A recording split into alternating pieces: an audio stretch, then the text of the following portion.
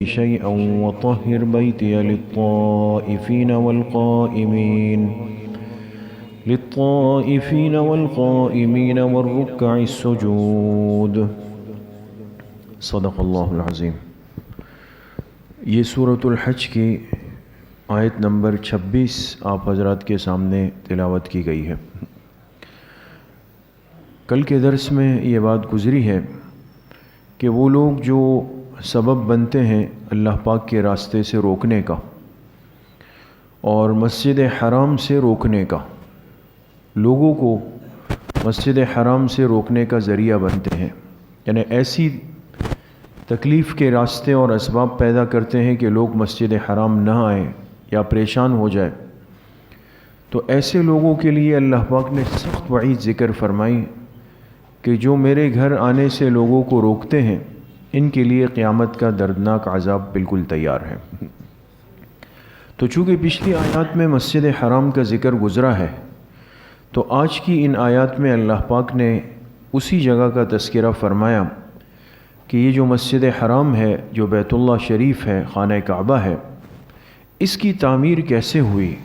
چونکہ یہ ہمارے ایمان کا مرکز ہے بیت اللہ شریف، اور پورے امت مسلمہ کا ایک قبلہ ہے، اور اس کو اللہ پاک نے یہ خصوصیت دی ہے کہ دن میں 5 مرتبہ جب مسلمان نماز کی فرض عبادت کو ادا کریں گے اور سنت، نفل، وتر، جتنی بھی نماز کی صورتیں ہیں، اس میں ضروری ہے کہ مسلمان کا رخ کس کی طرف ہو؟ قبلے کی طرف، بیت اللہ شریف کی طرف ہو. تو چونکہ اللہ پاک کی طرف سے ایک بڑا اہم مقام ہے بیت اللہ شریف، تجلیات کا مرکز ہے، لیکن یہ جگہ تعمیر کیسے ہوئی، تو اس کا تذکرہ اللہ پاک نے آج کی ان آیات میں فرمایا ہے.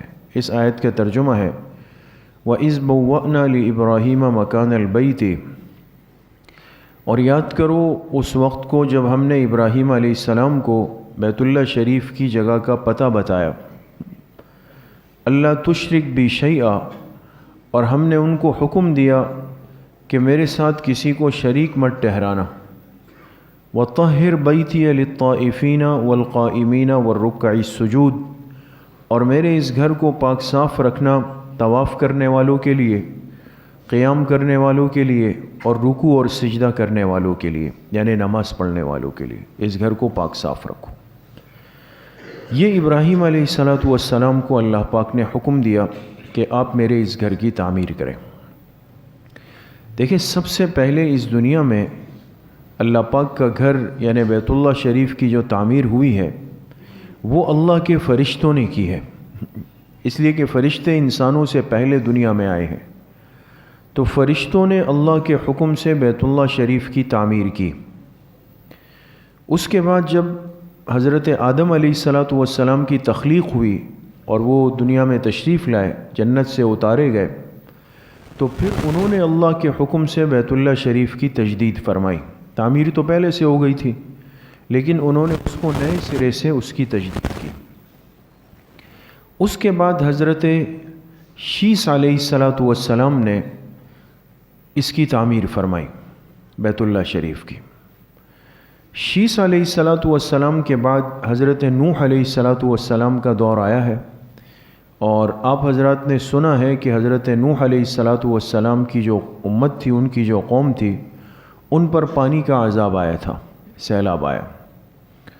تو بیت اللہ شریف کے جو اثرات تھے، جو دیواریں تھیں، وہ مٹ گئی، اور اس درجے تک مٹی کہ جو اس کی بنیادیں تھیں، نیچے نشانات تھے، وہ بھی اوجھل ہو گئے، وہ بھی غائب ہو گئے، وہ بھی نظر نہیں آتے تھے. یہ ہوا حضرت نوح علیہ السلام کے دور میں، یہ نشانات بالکل مٹ گئے.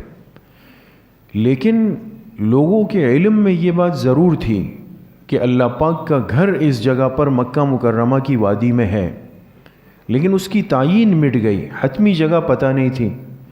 لیکن جو نیک لوگ تھے، توحید پرست لوگ تھے، وہ کیا کرتے تھے کہ وہ اس وادی میں آ کر، مکہ مکرمہ آ کر، ان پہاڑوں کے پاس کھڑے ہو کر اللہ پاک سے دعائیں مانگتے تھے.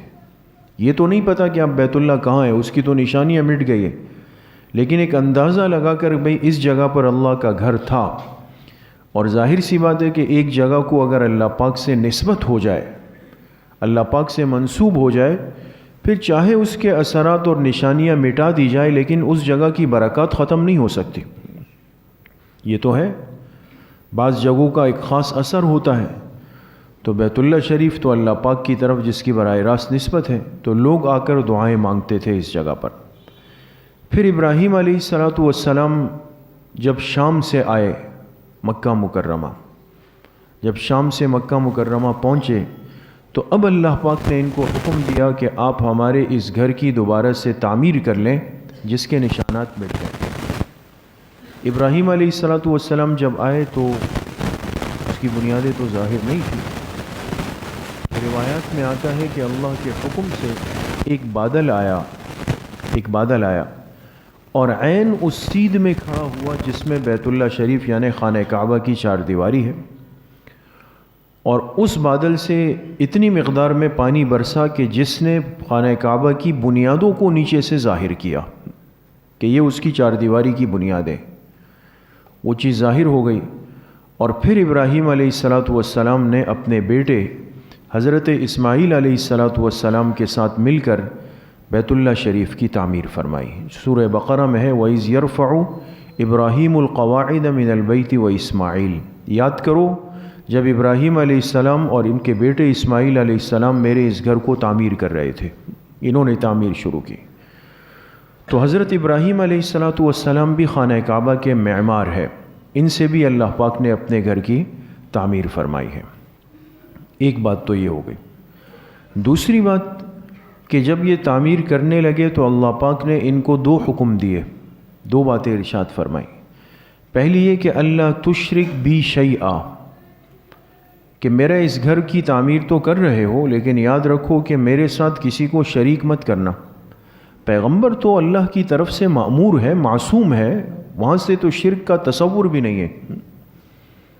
ابراہیم علیہ السلام تو معصوم پیغمبر ہے نا، وہاں تو شرک کا تصور نہیں ہے، لیکن ان کے واسطے سے قیامت تک آنے والی انسانیت کو ایک پیغام گیا کہ یہ میرا گھر ہے بیت اللہ شریف، لہٰذا اس کی طرف رخ کر کے مسلمان سجدہ کریں گے، اس کو اپنا قبلہ بنائیں گے، تو کسی کے دل دماغ میں یہ تصور نہ آ جائے، یہ شبہ نہ آ جائے کہ شاید یہ خانہ کعبہ کی جو چار دیواری ہے میں سجدہ اس کو کر رہا ہوں۔ آپ سمجھ رہے ہیں بات کو؟ یہ تصور سے مشرکین بتوں کو سامنے رکھ کر وہ ان کو سجدہ کرتے تھے، تو وہ بت بھی تو مٹی اور پتھر کے بنے ہوئے تھے نا، اور یہ ایک اعتراض ہوا بھی ہے۔ بعض ہندوؤں نے اسلام پر یہ اعتراض کیا بھی ہے کہ اگر ہم اپنے سامنے مٹی اور پتھر کی مورتیاں اور بت رکھتے ہیں تو ہم بن گئے مشرک، اور آپ لوگ اسی مٹی اور پتھر کے بنے ہوئے خانہ کعبہ کی چار دیواری کو سجدہ کرتے ہیں تو آپ موحد ہیں، آپ مشرک نہیں کریں۔ اعتراض یہ شبہ ہے، اس لیے یہ بات یاد رکھیں اور معلوم ہوگی انشاءاللہ، یہ معلوم ہونی چاہیے کہ ہم سجدہ خانہ کعبہ کو نہیں کر رہے، ہمارا جو سجدہ ہے یہ بیت اللہ کی چار دیواری کو نہیں ہو رہا، سجدہ تو کس ذات کو ہو رہا ہے؟ اللہ کو ہو رہا ہے، لیکن اللہ کے حکم سے ہمیں رخ دیا گیا، ہمیں رخ دیا گیا، لہذا یہ خانہ کعبہ جو ہے یہ ہمارا رخ سجدہ ہے، اس طرف تم اللہ کے حکم سے سجدہ کر لو تو اللہ کو پالو گے۔ ایسا نہیں ہے کہ ہم اس چار دیواری کو اینٹوں سے بنی ہوئی دیواروں کو سجدہ کر رہے ہیں، ایسا قطعاً نہیں، تو اللہ کے حکم سے ایک رخ متعین کیا گیا۔ تو یہ تصور کسی کے ذہن میں آ جائے کہ شاید معبود یہ ہے، یہ دیواریں ہیں، تو وضاحت کی کہ اس گھر کو بناتے ہوئے یہ یاد رکھو کہ کوئی آدمی شرک میں مبتلا نہ ہو جائے، لہٰذا یہ وضاحت کرتے رہنا کہ یہ خانہ کعبہ اللہ کا گھر ہے، ہم اس کی طرف رخ کر کے نماز پڑھیں گے، سجدہ کریں گے، لیکن یہ ایک سمت ہے، رخ ہے، باقی سجدہ تو اللہ کی ذات کو ہو رہا ہے۔ تو شرک سے اجتناب ضروری ہے، ایک بات۔ دوسرا فرمایا کہ وَطَهِّرْ بَيْتِيَ لِلطَّائِفِينَ وَالْقَائِمِينَ وَالرُّكَّعِ السُّجُودِ، جب اس گھر کو تعمیر کرو تو یاد رکھنا کہ میرے گھر کو بنا دینے کے بعد ذمہ داری ختم نہیں ہو گئی کہ چلو بھئی بیت اللہ شریف بن گیا، مسجد بن گئی، تعمیر ہو گئی، چلو بھائی فارغ ہو گئے، مجھے تو بہت بڑا ثواب مل گیا۔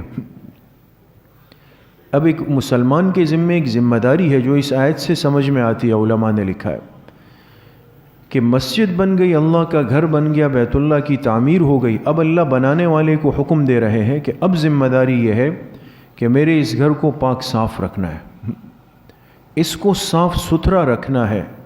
کن کے لیے؟ فرمائے للطائفین والقائمین والرکع السجود۔ ایک طبقہ تو وہ ہے جو یہیں کا مقامی ہے، رہائشی ہے، وہ وہیں رہتا ہے، جن کو ہم اہل مکہ کہتے ہیں نا۔ ایک طبقہ وہ ہوگا جو پوری دنیا سے آئے گا بیت اللہ کا طواف کرنے کے لیے، وہ وہاں کے لوگ نہیں ہوں گے۔ اور ایک طبقہ وہ ہے جس کو یہاں آ کر نماز پڑھنی ہے۔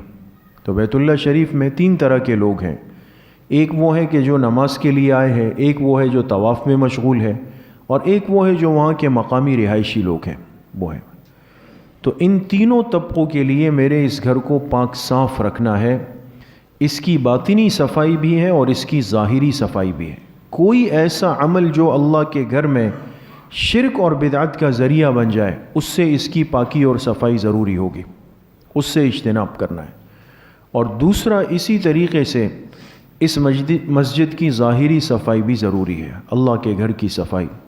اور یہ ایک مسلمان کی ذمہ داری ہے کہ اس کے کسی عمل سے، کسی فعل اور قول سے اللہ پاک کے گھر کی ناپاکی لازم نہ آ جائے، ایسا کوئی عمل نہ ہو، بلکہ پاک صاف رکھنا، اس کا اہتمام کرنا، یہ امت کی اجتماعی ذمہ داری ہے۔ آج اس میں بھی بہت بڑی غفلت ہو جاتی ہے، ہم جس حالت میں اٹھ گئے، مسجد آ گئے، بس آ گئے، اور پھر جو ہو گیا مسجد میں وہ ہو بھی گیا۔ چپل کہاں رکھنے ہیں، اس کو کہاں جھاڑنا ہے، اور کیا ترتیب کرنی ہے، تو وہ پھر ہمارا مسئلہ نہیں ہے۔ اس لیے کہ ایک ذہن بن چکا ہے کہ بھئی مسجد کے خادم ہیں، تنخواہ وہ لے رہے ہیں، صفائی اس نے کرنی ہے، لہٰذا وضو خانے کے ساتھ جو کر سکتے ہیں کر لیں، صفوں کے ساتھ جو کر سکتے ہیں کر لیں، لائٹیں جل رہی ہے تو جلتی رہے، مجھ اکیلے نے نماز پڑھنی ہے تو اپنے لیے 2 پنکھے کھول دیے۔ یہ ایک اجتماعی کمزوری امت میں آ گئی ہے، کوئی خاص اس مسجد کی بات نہیں کر رہا ہوں، یہ کمزوری ہے، ہم ان باتوں کا اہتمام آج نہیں کرتے، لہٰذا اپنی مسجدوں کا ظاہری ادب ہماری زندگیوں سے نکل گیا، اونچی اونچی آواز سے باتیں ہو رہی ہیں، ذاتی مجلسیں ہم مسجد میں جماتے ہیں، فون آ گیا تو اس کو لازمی اٹھانا ہے، یہ نہیں ہے کہ اس کو بند کیا، سائلنٹ کیا۔ اگر میری کسی میٹنگ میں یا کسی خاص تقریب میں فون آئے، میں اس کو بند کر دیتا ہوں، بالکل اپنی کمزوری ذکر کر رہا ہوں، لیکن مسجد میں آئے تو کرنا ہے، کسٹمر کا فون تھا، ساتھی کا فون تھا، اس پہ باتیں بھی ہو رہی ہیں۔ آج کوئی اس کو گناہ سمجھتا ہی نہیں ہے۔ ایک وقت تھا ایسا نہیں تھا، مسجدوں میں ایک سکون کا ماحول ہوتا تھا، خاموشی کا ماحول ہوتا تھا، کوئی بچہ بھی بولتا تو بڑا خاموش بھی ایک ترتیب سے کرواتا تھا۔ اب تو کہتے ہیں نا کہ بچوں کو خاموش کرنے والے ان سے زیادہ بے ترتیبی بنا دیتے ہیں، اتنا زور سے بولتے ہیں کہ بچوں سے زیادہ چیخ پڑتے ہیں۔ تو یہ آداب کب سیکھیں گے اور کس طرح سیکھیں گے کہ وہ مسجد میں سکون کا ماحول بنانا ہے، کیسے بنانا ہے؟ اگر کوئی باتیں کر رہا ہے اس کو خاموش کرنا ہے تو کیسے کرنا ہے؟ موبائل کی گھنٹی کسی کی بج گئی، ہو جاتا ہے، انسان ہے، کبھی بھول جاتا ہے، لیکن اب نماز کے دوران جس کی گھنٹی بج گئی ہو تو اب سب کے تیور بدلے ہوئے ہیں کہ نماز کے بعد اس کو جھاڑ پلانی ہے، لہٰذا وہ 1 گھنٹی بجی تھی اور سلام کے بعد 10 آدمی اس کو شور مچا کے کہتے ہیں کہ تم کیوں مسجد میں آئے اور اس طرح ہوا اور یہ ہوا، اس سے زیادہ بے ادبی کا ماحول بنا دیا گیا۔ یہ اجتماعی کمزوریاں ہیں جو آج ہمارے اندر پیدا ہو گئی ہے۔ یا مسجد کے وضو خانوں میں آئے تو وہاں پان کی پیک پھینک رہے ہیں، نسوار پھینک رہے ہیں، جو بھی چیز ہے، تو چلو بھئی انسان صفائی کر رہا ہے پھر اس پہ پانی بہانا ہے، لیکن یہ کام میں اس لیے نہیں کر رہا ہوں کہ بھئی خادم تنخواہ لے رہا ہے، یہ تو اس کو کرنا ہے۔ یہ فکر زندگیوں سے آج بالکل رخصت ہو گئی ہے، یہ کام نہیں ہے۔ لہٰذا یہ تو بہت سارے ساتھی ہیں جو ہمیں کہتے ہیں امام صاحب وہ دیکھیں وہ چیز صاف نہیں ہے، یہ صاف نہیں ہے، یہ بے ترتیبی ہے، وہ بے ترتیبی ہے، مقصد یہ کہ آپ ذرا اس کی نشاندہی فرما لیں۔ تو بھئی آپ بھی یہاں کے نمازی ہیں، میں بھی ہوں، ہم پر بھی حق ہے۔ میں آیا دیکھا کہ بھئی خادم اکیلے کام کر رہے ہیں، چلو بھئی آج میں اس کے ساتھ دریا بچھا دو۔ وہ پوری مسجد کی صفائی کر رہے ہیں، دھو رہے ہیں، چلو بھئی میں بھی جھاڑو لے کر، یہ چھوٹا کام تھوڑی ہے۔ جس طہارت کا حکم اللہ اپنے پیغمبر کو دے رہے ہیں، حضرت ابراہیم علیہ السلام کو، وہ چھوٹا کام ہوگا؟ وہ معمولی کام ہوگا. یہ تو خوش نصیبوں کے حصے میں آتا ہے، قسمت والوں کے حصے میں آتا ہے کہ وہ اللہ پاک کے گھر کی خدمت میں، صفائی ستھرائی میں استعمال ہو جائے. اس لیے کہ مسجد زمین کے وہ ٹکڑے ہیں، پوری زمین نے قیامت کے دن ختم ہونا ہے اللہ کے حکم سے، سوائے ان جگہوں کے جو مسجدوں کے ٹکڑے ہیں. حدیث پاک میں آتا ہے اللہ پاک حکم دیں گے پوری زمین جہنم میں ختم ہو جائے گی، سوائے ان ٹکڑوں کے جس پر اللہ پاک کے گھر بنے. ان کو اللہ پاک اٹھا کر جنت کی زمین کا حصہ بنا دیں گے. تو جہاں ہم بیٹھے ہوئے ہیں یہ معمولی زمین تو نہیں ہے. مسجد یہ تو دنیا میں جنت کا ایک ٹکڑا ہے جس نے قیامت کے دن لازماً جنت کا حصہ بننا ہے. تو اس جگہ کی صفائی اگر میں نے کر لی، یہاں جھاڑو لگا دیا، پوچھا لگا دیا، ترتیب کر لی، خدمت کے اندر استعمال ہو گیا اور خدمت کے جذبے سے ہوا، کسی اور جذبے سے نہیں، تو کیا آپ کا کیا خیال ہے کہ یہ چیزیں اللہ کے ہاں محفوظ نہیں ہو رہی؟ جب عام صفائی پر اتنے فضائل ہے تو اللہ کے گھر کی صفائی پر کتنے بڑے فضائل ہوں گے. تو بہرحال یہ حکم اللہ نے اپنے پیغمبر کو دیا کہ میرے اس گھر کو صاف ستھرا رکھے تاکہ عبادت کے لیے آنے والوں کو پریشانی نہ ہو. اللہ پاک مجھے بھی آپ سب کو صحیح عمل کی توفیق نصیب فرمائے. انشاءاللہ کل بعد نماز عشاء جیسے ہمارے ہاں سلسلہ ماہانہ شروع ہوا ہے مجلس ذکر کا سب حضرات کے لیے، تو کل جیسے مہینے کی پہلی اتوار ہے انگریزی مہینے کی، تو انشاءاللہ کل عشاء کی نماز کے فوراً بعد بیان اور مجلس ذکر ہوگی. تمام حضرات سے درخواست ہے کہ اہتمام سے تشریف لائیں. الحمدللہ رب العالمین والصلاة والسلام علی سید الانبیاء والمرسلین.